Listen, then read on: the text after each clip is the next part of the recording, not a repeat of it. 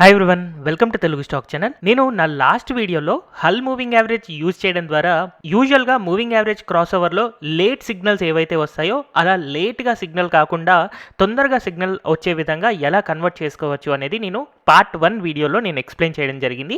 ఒకవేళ మీరు ఆ వీడియో చూడకపోతే అది చూసిన తర్వాత ఇది చూస్తే దీని యొక్క ట్రేడింగ్ స్టైల్ అనేది మీకు ఈజీగా అర్థమవుతుంది. బట్ ఎనీహౌ మనం స్వింగ్ ట్రేడింగ్ చేయడం కోసం ఒక ట్రేడింగ్ స్ట్రాటజీని నేను ఇక్కడ డిస్కస్ చేయబోతున్నాను. అండ్ ఈ ట్రేడింగ్ స్ట్రాటజీ ఏమీ కొత్తది కాదు, నేను కనిపెట్టింది కాదు. మార్కెట్లో చాలా మందికి తెలిసిన సింపుల్ స్ట్రాటజీయే. సో ఆ సింపుల్ స్ట్రాటజీ ఏంటి అంటే 200 డేస్ మూవింగ్ యావరేజ్ ని 50 డేస్ మూవింగ్ యావరేజ్ అనేది కింద నుంచి గనక పైకి క్రాస్ ఓవర్ ఇస్తే అలాంటి క్రాస్ ఓవర్ ని గోల్డెన్ క్రాస్ ఓవర్ అంటారు. సో ఈ గోల్డెన్ క్రాస్ ఓవర్ దగ్గర మనం బై చేస్తూ 1 వీక్ నుంచి 1 మంత్ టైం పీరియడ్ లో మనం 5 to 10% టార్గెట్స్ పెట్టుకునే విధంగా ఈ ట్రేడింగ్ స్ట్రాటజీని మనం డిఫైన్ చేసుకుంటాం. అయితే నార్మల్ మూవింగ్ యావరేజ్ అంటే సింపుల్ మూవింగ్ యావరేజ్ లేదా ఎక్స్పోనెన్షియల్ మూవింగ్ యావరేజ్ కాకుండా అన్ని మూవింగ్ యావరేజెస్ లో కల్లా ఫాస్టెస్ట్ మూవింగ్ యావరేజ్ వచ్చేసి మనకి హల్ మూవింగ్ యావరేజ్. సో ఈ హల్ మూవింగ్ యావరేజ్ ని యూజ్ చేయడం ద్వారా అండ్ ఆ హల్ మూవింగ్ యావరేజ్ లో 200 డేస్ హల్ మూవింగ్ యావరేజ్ యొక్క స్మూత్డ్ లైన్ ఏదైతే ఉందో దాన్ని 50 డేస్ హల్ మూవింగ్ యావరేజ్ స్మూత్డ్ లైన్ కనుక క్రాస్ ఓవర్ ఇచ్చింది అంటే అలాంటప్పుడు మనం బై సిగ్నల్ జనరేట్ అయింది అని అనుకుంటాము. ఇలా మనం ట్రేడ్ చేయడం ద్వారా మన రిజల్ట్స్ అనేవి చాలా తొందరగా వస్తాయి. అయితే యాక్చువల్గా ఈ సింపుల్ మూవింగ్ యావరేజ్ కి అండ్ అలాగే హల్ మూవింగ్ యావరేజెస్ కి కొన్ని డిఫరెన్సెస్ ఉన్నాయి. ఏంటి అంటే సింపుల్ మూవింగ్ యావరేజ్ యొక్క క్రాస్ ఓవర్స్ ఇలాంటి 250 క్రాస్ ఓవర్స్ అనేవి చాలా తక్కువగా వస్తూ ఉంటాయి అన్నమాట. బట్ వేరాజ్ ఈ హల్ మూవింగ్ యావరేజ్ యొక్క ట్రేడింగ్ సిగ్నల్స్ అనేవి మనకి చాలా ఎక్కువగా ఉంటాయి. అయితే యూజువల్ గా ఇలాంటి సింపుల్ మూవింగ్ యావరేజ్ యొక్క క్రాస్ ఓవర్ వచ్చింది అని అంటే అలాంటప్పుడు మనం యావరేజ్ గా ఒక 10 to 15% ప్రాఫిట్ మనకి రావాలి అని అంటే దాదాపుగా 2 to 3 మంత్స్ టైం పట్టచ్చు. బట్ వేరాజ్ ఇదే 10 to 15% ప్రాఫిట్ కోసం మనం హల్ మూవింగ్ యావరేజ్ క్రాస్ ఓవర్ ని కనుక యూజ్ చేస్తే మనకి 1 వీక్ నుంచి 1 మంత్ టైం పీరియడ్ లోనే మనకి ఈ 10 to 15% ప్రాఫిట్ అనేది మనం ఎర్న్ చేసుకోవచ్చు. కానీ ఒకవేళ సింపుల్ మూవింగ్ యావరేజ్ లో కనుక ఇలాంటి క్రాస్ ఓవర్ ని అబ్జర్వ్ చేస్తే మనకి దాదాపుగా 60 to 70% ప్రాబబిలిటీ ఆఫ్ సక్సెస్ అనేది ఉండొచ్చు అనమాట. వేరాజ్ హల్ మూవింగ్ యావరేజ్ లో ఇలాంటి సిగ్నల్స్ కొంచెం ఎక్కువగా వస్తాయి. అందుకని మనకి కేవలం 40% నుంచి 50% మాత్రమే మనకి సక్సెస్ రేట్ అనేది ఉంటుందన్నమాట. మరి ఈ హల్ మూవింగ్ యావరేజ్ ని సక్సెస్ రేట్ పెంచుకోవడం కోసం మనం ఏం చేయాలి అంటే ఒక చిన్న అండ్ చాలా సింపుల్ లాజిక్ యూజ్ చేస్తే చాలు. యూజువల్గా ఏవైతే స్టాక్స్ పడిపోతూ ఉంటాయో అలా పడేటప్పుడు సింపుల్ మూవింగ్ యావరేజ్లో క్రాస్ ఓవర్స్ రావన్నమాట. కానీ హల్ మూవింగ్ యావరేజ్లో క్రాస్ ఓవర్స్ వస్తాయి. ఆల్రెడీ స్టాక్ పడిపోతున్నప్పుడు క్రాస్ ఓవర్స్ వస్తే మనకి ఫేక్ సిగ్నల్ అయ్యి ఇంకా పడడానికి ఎక్కువ ఛాన్స్ ఉంటుంది. అందుకని ఆల్రెడీ పడుతున్న స్టాక్స్లో మనం దీన్ని గనక అప్లై చేయలేదు అని అనుకుంటే అలాంటప్పుడు మనం హల్ మూవింగ్ యావరేజ్ కాన్సెప్ట్ యూజ్ చేసినా కూడా 70% ప్రాబబిలిటీ ఆఫ్ సక్సెస్తో మనం పెరుగుతూ ఉండొచ్చు అనమాట. సో ఇప్పుడు సింపుల్గా హల్ మూవింగ్ యావరేజ్ యొక్క క్రాస్ ఓవర్ ఏదైతే ఉందో అది అప్ ట్రెండింగ్ స్టాక్స్లో కనుక మనం యూజ్ చేసాము అని అంటే అలాంటప్పుడు మనకి ప్రాఫిట్ అనేది తొందరగా రావడానికి ఛాన్స్ ఉంటుంది అండ్ ప్రాబబిలిటీ ఆఫ్ సక్సెస్ అనేది ఎక్కువగా ఉంటుంది. అండ్ ఎప్పుడు కూడా ఏ ట్రేడింగ్ స్ట్రాటజీలో లేదా ఏ ట్రేడింగ్ ఇండికేటర్ ద్వారా 100% ప్రాబబిలిటీ ఆఫ్ సక్సెస్ అనేది ఖచ్చితంగా రాదు. ఒక ప్రొఫెషనల్ ట్రేడర్కి తెలుసు 70 to 80% ప్రాబబిలిటీ ఆఫ్ సక్సెస్తో మనం ట్రేడ్ చేస్తుంటే ఆబ్వియస్గా మనం ఎక్స్ట్రాడినరీ రిటర్న్ స్టాక్ మార్కెట్ నుంచి సంపాదిస్తాం. సో మరి ఇలాంటి హల్ మూవింగ్ యావరేజ్ ఏదైతే ఉందో దీన్ని యూజ్ చేస్తూ హై ప్రాబబిలిటీ ఆఫ్ సక్సెస్తో ట్రేడ్ చేయడం కోసం ఒక సింపుల్ ట్రేడింగ్ స్ట్రాటజీని ఇక్కడ మనం నేర్చుకుందాం. ఆల్రెడీ నేను నా పార్ట్ 1 వీడియోలో ఒక లాజిక్ ఎక్స్ప్లెయిన్ చేశాను. ఎప్పుడైతే మనకి హల్ మూవింగ్ యావరేజ్ 50 అనేది హల్ మూవింగ్ యావరేజ్ 200 ఏదైతే ఉందో దాన్ని గనక క్రాస్ ఓవర్ ఇచ్చింది అని అనుకోండి, అలాంటి క్రాస్ ఓవర్ వచ్చినప్పుడు దాన్ని మనం గోల్డెన్ క్రాస్ ఓవర్ అనుకొని అక్కడ బై కండిషన్ మనం తీసుకుంటాము. కానీ దీన్ని డౌన్ ట్రెండింగ్ స్టాక్స్లో మనం అప్లై చేయకూడదు. అందుకని అప్ ట్రెండింగ్ స్టాక్స్లో మాత్రమే దీన్ని అప్లై చేయాలి. కాబట్టి ఒక స్టాక్ అప్ ట్రెండింగా లేకపోతే డౌన్ ట్రెండింగా అది కూడా మనం సెర్చ్ చేసుకోవాలి అని అనుకుంటే ఒక సింపుల్ కండిషన్ని మనం ఇక్కడ యాడ్ చేయొచ్చు. ఏంటంటే ఏడిఎక్స్ ఒక పర్టికులర్ స్టాక్ యొక్క ఏడిఎక్స్ ఏదైతే ఉందో అది హయ్యర్ దెన్ నెంబర్ వాల్యూలో 22 కనుక ఉంది అంటే అలాంటప్పుడు ఆ స్టాక్ అప్ ట్రెండ్లో ఉంటేనే ఏడిఎక్స్ యొక్క వాల్యూ అనేది హయ్యర్ దెన్ 22 ఉంటుంది.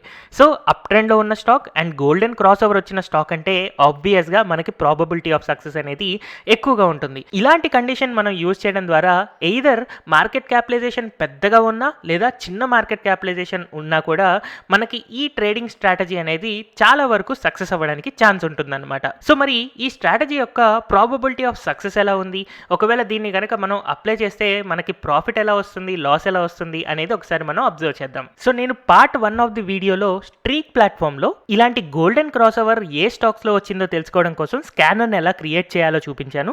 బట్ ఇక్కడ మనం దీన్ని బ్యాక్ టెస్ట్ చేయబోతున్నాం. సో ఒకవేళ ఇదే స్ట్రాటజీ కొన్ని వెల్ నోన్ స్టాక్స్లో కనుక మనం అప్లై చేసుంటే అలాంటప్పుడు మనకి ఎలాంటి రిజల్ట్స్ వస్తాయి అని తెలుసుకోవడం కోసం కొన్ని సెక్టార్లో ఒక రెండు స్టాక్స్ని యాడ్ చేసుకుని మనం చూద్దాము. సో ఫస్ట్ ఆఫ్ ఆల్ నేను ఇక్కడ స్ట్రాటజీస్లోకి వెళ్ళి హల్ మూవింగ్ యావరేజ్ యొక్క స్ట్రాటజీని క్రియేట్ చేస్తున్నాను. అండ్ ఇక్కడ మనం కొన్ని స్టాక్స్ని యాడ్ చేసుకోవాలి. సో మనకి మార్కెట్ క్యాపిటలైజేషన్ వైజ్ అన్నిటికంటే పెద్ద స్టాక్ వచ్చేసి రిలయన్స్. యూజువల్గా రిలయన్స్ స్టాక్ ఎటు మూవ్ అయితే మార్కెట్ కూడా అలాగే మూవ్ అవుతూ ఉంటుంది. అయితే రిలయన్స్ అనేది క్రూడ్ ఆయిల్కి రిలేటెడ్ స్టాక్ కాబట్టి ఇంకొక స్టాక్ ఇండియన్ ఆయిల్ కార్పొరేషన్ కూడా నేను ఇందులో యాడ్ చేస్తున్నాను. అండ్ బ్యాంకింగ్ సెక్టార్లో కొంతవరకు ఎక్కువగా వాలటిలిటీ ఉండే stock Indus India bank. So ఆ ఇండస్ ఇండియా బ్యాంక్ని ఒకదాన్ని యాడ్ చేస్తున్నాను. అండ్ కొంచెం ఎక్కువ ఫ్లక్చుయేషన్స్ అండ్ చిన్న ప్రైస్ ఉన్న స్టాక్ మనం ట్రేడ్ చేయడానికి పిఎన్బి. సో ఆ పిఎన్బిని కూడా యాడ్ చేస్తున్నాను. అండ్ అలాగే ఇన్ఫోసిస్, టీసీఎస్, హెచ్సిఎల్ టెక్ ఇలాంటి స్టాక్స్ని నేను యాడ్ చేస్తూ ఉన్నాను. అండ్ నెక్స్ట్ ఆటో సెక్టార్లో మనకి టాటా మోటార్స్లో మూమెంట్ అనేది చాలా ఫాస్ట్గా ఉంటుంది. సో టాటా మోటార్స్ అండ్ అలాగే ఐషర్ మోటార్స్లో కూడా చాలా ఫాస్ట్ మూమెంట్స్ ఉంటాయి. సో అగైన్ ఐషర్ మోటార్స్ మనం సెలెక్ట్ చేసుకుందాం. అండ్ అగ్రికల్చరల్ సెక్టార్లో యూపీఎల్ అండ్ మెటల్ సెక్టార్లో ఎన్ఎండిసి కానీ లేదా టాటా స్టీల్ కానీ అండ్ అలాగే హింద్ పెట్రో స్టాక్స్ని నేను యాడ్ చేశాను. సో ఇలా మనం కొన్ని ర్యాండమ్గా స్టాక్స్ని సెలెక్ట్ చేసుకొని గోల్డెన్ క్రాస్ ఓవర్ రూల్ని మనం అప్లై చేసి చూద్దాము.